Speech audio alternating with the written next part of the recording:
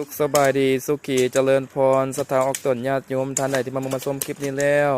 ก็อย่าลืมพิมพ์คำว่าสาธุเพื่อส่งกำลังใจให้สามเณรเฮาเด้อไอ้จ่วยไอเนนวัดศรีสุมังคารามเนาะกำลังสะดินตอนนี้เนาะอยู่ที่หลังศาลาหงสันความทางอัปเดตการสร้างศาลาหงสันอยู่ที่วัดบ้านศรีสะอาดแต่ว่าวัดศรีสุมังคารามเนาะตัวนี้ก็กำลังเฮ็ดโครงหลังคาเด้อนี่นะสร้างกับเมื่อแล้วเนาะทำมีกระบุกต่อซาดินทั้งหลังต่อพอจะได้เกาะกันศาสตร์ออกมาทั้งพี่ไว้ล่างถ้วยล่างบวง